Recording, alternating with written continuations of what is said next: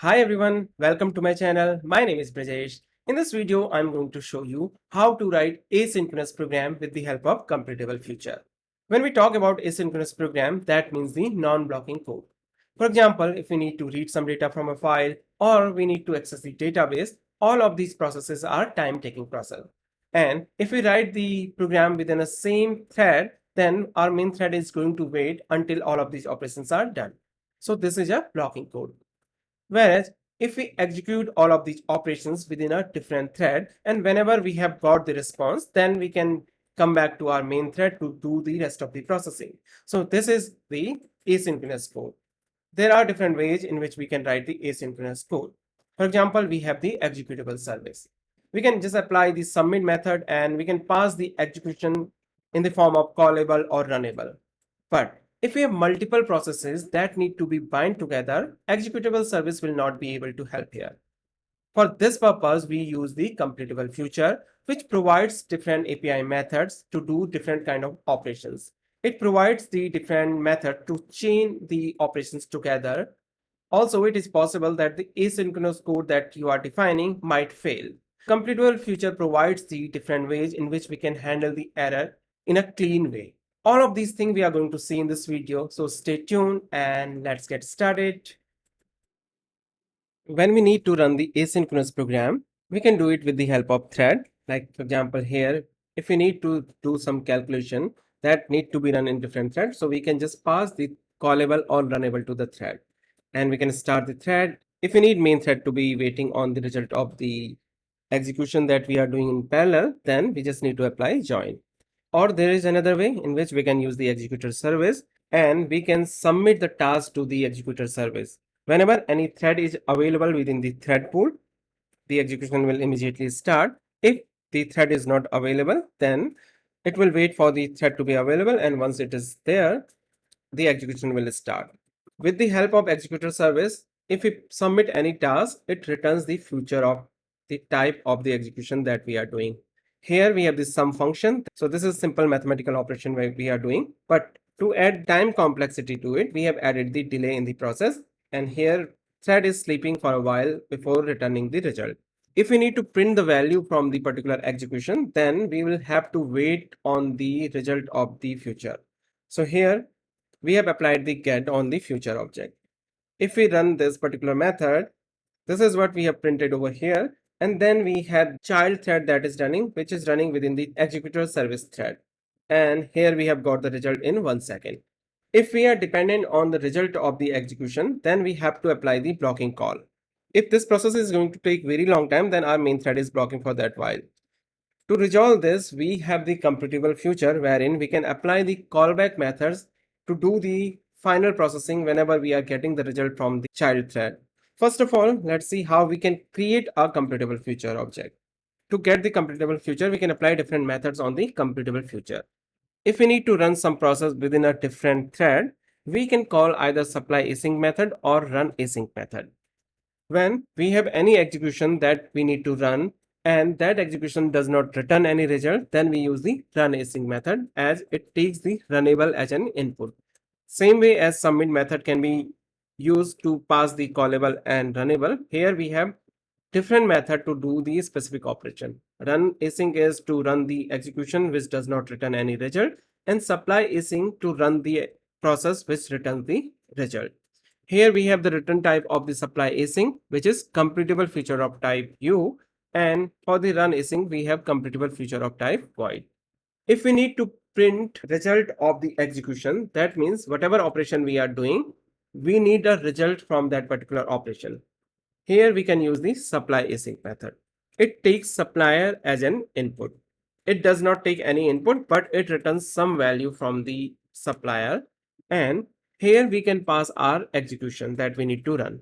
For example, here we need to pass this sum, so we can pass sum apply and 2 comma 3. This is the value that we want to return. Here we have the executor service which takes the submit method, and then whatever operation it is doing, it returns the future of that type, and then from future we get the value. In the same way with the completable future, when we apply supply async or any other method, it also returns the completable future of the type of the supplier. we have the completable future of type integer. And if we need to wait on the result of the completable future, then we can apply the get method or the join method. Both of them returns the type of the supplier. In this case, it is the integer type. We have got the same result. It has taken the same amount of time. It has started the main thread. Instead of running this particular execution in the threads of the thread pool, it has used the common fork join pool of the application. If we need to pass our own executor, then supply async or run async has overloaded method. Here we can pass executor. If we run this again, here we have got the same operation, but instead of using the common fork join pool, it has now used the thread pool from the executor service. So you can pass either your own executor or it can use the default one. As of now, there is no difference between the future and the completable future. The difference starts with the way we use the completable future callback methods. Whenever we are getting the result, we need to print this particular statement. This can be done within the callback of the completable future. We have this completable future and now we can apply the callback on this. There are different ways in which we can apply the callbacks. In the callback, again, we have two scenarios. One, if we need the output from the completable future, or if we just need to do some operation which does not return any result. Let's see the first example when we need not to return anything. In this particular case, we can use the then except method. Here, this then except method is the consumer. That means it takes input, but it does not return any output. And the input that it takes is the return type of the completable future in which you are applying the then except method. We have the completable future of type integer. In this case, we are going to get the value of integer in the consumer input. Here we can do any of the operation. For example, if we need to save the data into database, we need to call some other service, or for the simplicity, if we need to print, here we can pass the print statement. When we are running this particular method, it is running within the main thread. But before this particular operation completes, our main thread is completing. So we will have to wait on the result of completable future. For that purpose, we can apply the join. Whenever we are doing any operation and based on the operation, if we need to provide some other stuff, then we can use the callback of the completable future. For this example, we have used the join, but in general, if you are running the application, like for example, you have the Spring Boot application or any other application where your main method is running all the time. So if you are calling some API, then any operation that you are doing with the help of completable future, you would not need to do the join until and unless you need the result from that particular operation. This is one way to use the callback. There is a possibility that the operation that we are doing is the time taking process. Then instead of then except, you can pass here then except async. In this case, this operation will be done in separate thread. Like here we have supply async. This operation is being done in different thread. The same way here, with the help of then except async, the operation whatever we have defined as a callback will be done in the different thread. There is another way. We have the when complete method. It takes two inputs. The first input is the return type of the operation that we are doing on the completable future. So this is the integer type. And there is another input which is the throwable type. So here, if our execution is failing for any region, then it will also return that particular error. And within our when complete method, we can do the different operations. Objects non-null E, that means this is the error scenario. In this case, we can print out failed to process, and this is because of error. So I can just pass the E over here, and instead of print ln, let's pass the print F. Otherwise, we can print this statement. So now instead of then except async, we have passed the when complete, and it has handled two scenarios. One is for failure and another one is for the success response. Now, if we will run this method, so here we are getting the successful response. Now let's add the error scenario, and here within this, we have one scenario. If the value of integer a is greater than 10, then we are going to throw the runtime exception. Otherwise, we will do the processing. I'm passing 12. Now you can see here, it has printed the exception that we have got within our completable future. This is how you can handle the error in the computable future. There could be one of the scenario wherein if we have some kind of error, based on that error, we want to return some default value, or we want to do the processing in a different way. In that case, we can use another callback method, and that is exceptionally. This takes the input of the output type of the computable future, and here you can do any of the operation that you want to do. For example, if you have called one application within your computable future, and if that fails, you want to call another computation to get the result from the different source. Or here, for example, if we have failed operation, we want to return 0, then we can pass the 0 from here. We can chain multiple operations together. This exceptionally returns the computable future of the same type as main computable future. On top of that, we have applied the exceptionally, and now we can add the other operation over here like when complete. In this case, if computable future will fail, it will return 0 instead of the failure. And let's run this. Here you can see we have got the final result as 0, which is coming from the exceptionally case. And if I change this value here, we are going to get the actual value of the sum of two numbers. Here we have seen the scenario wherein whatever callback we have applied, it is not returning any result. But there could be a possibility that we need to do something with the result type of the computable future values. Now we are going to see that. And for that, I'll show you some of the scenarios. Here we have square of sum of two numbers. We have number A and B. We want to sum them, and then whenever we have got this sum, we want to multiply them. Here we have the square of sum of two numbers A plus B. So we have summed them up, 2 plus 3 5, and their square 25. This is what we are getting as a result. Here we have two operation. The result that we are getting from this operation, we need to pass to the second operation. For that, here we have applied the blocking call. Instead of that, can we use the callback of the computable future? We have this first computable future CF1.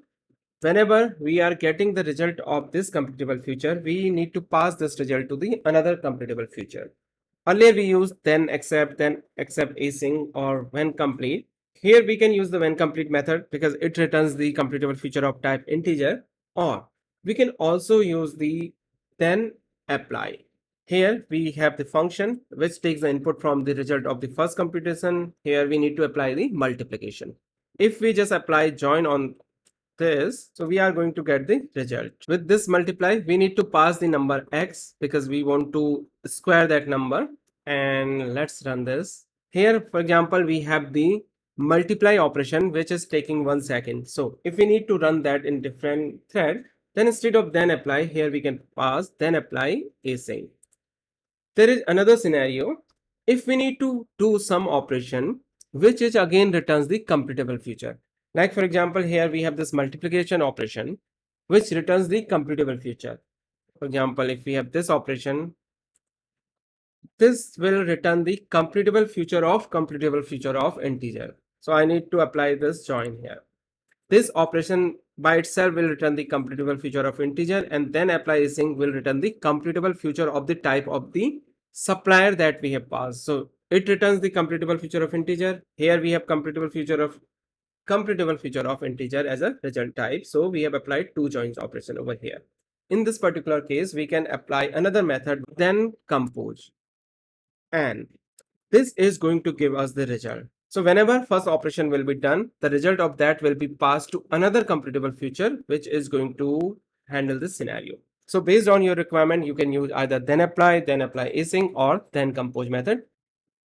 We have another scenario. Here we have this sum of square, and now we have used the executor service in which first operation is there, second operation is there.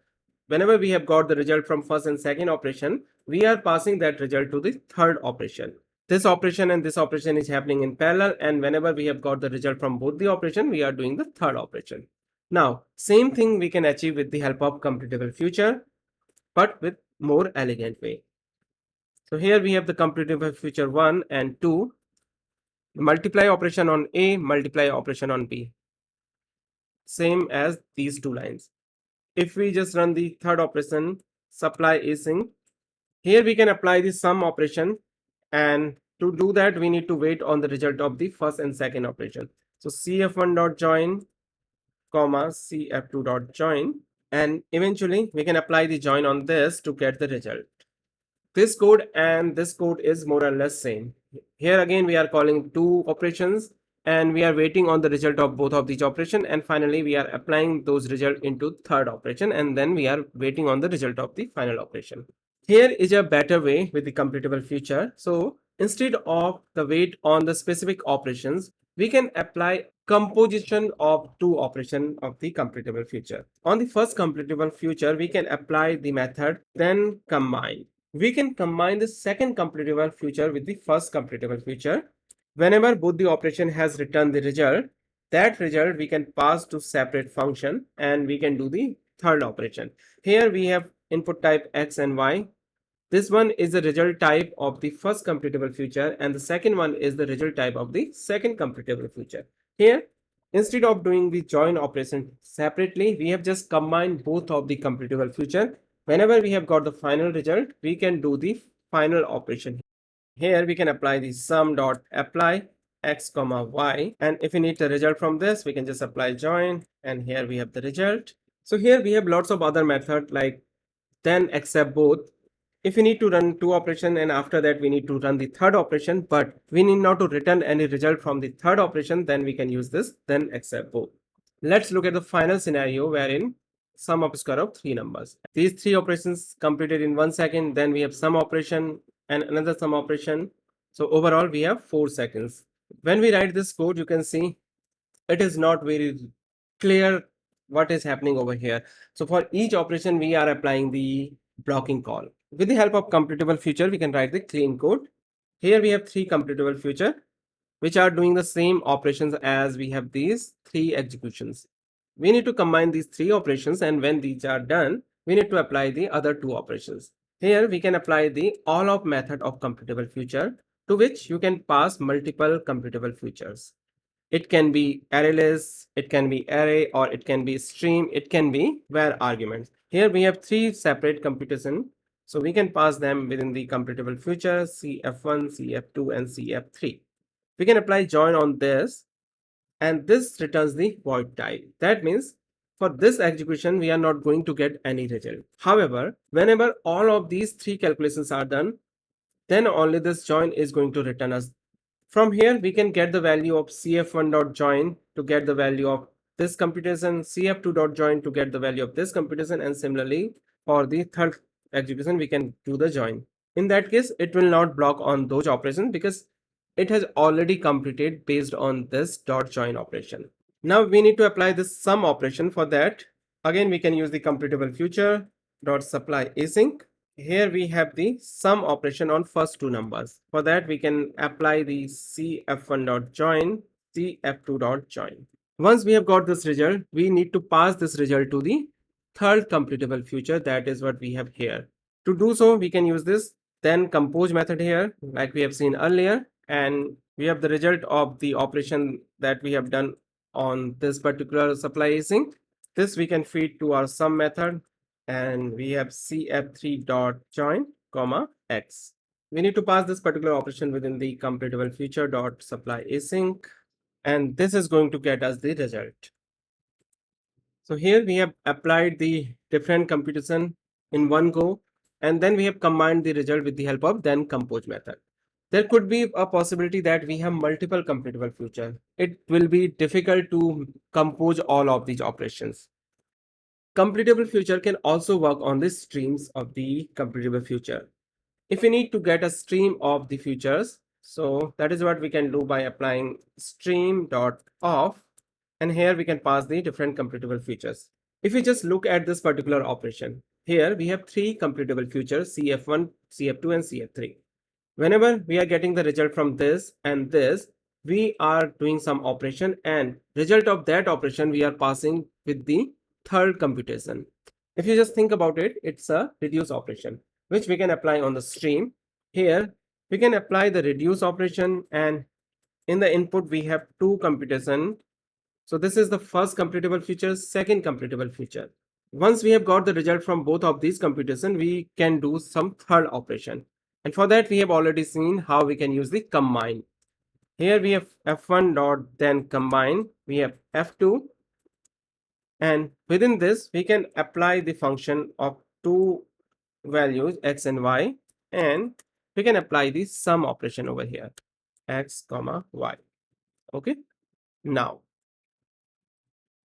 we have first two completable future. On them we have applied the third operation, then it will be applied on the next one, and so on. Reduce operation returns the optional value, and we need an integer value. So here, if we don't have any value, we can do the or else, and from here we can complete the future with the help of completable future dot completed future, and here we can pass the default value as 0. So if we will have no value, then we will return the 0, otherwise it will return the sum of the specific value. And eventually we can apply a join operation on this. We have chained the operation, we have applied the stream, then we have applied the reduce method, and then we have applied the then combine method. In this video, we have seen how we can use different completable future method to do different operations. I hope you enjoyed this video. Thanks for watching and happy coding.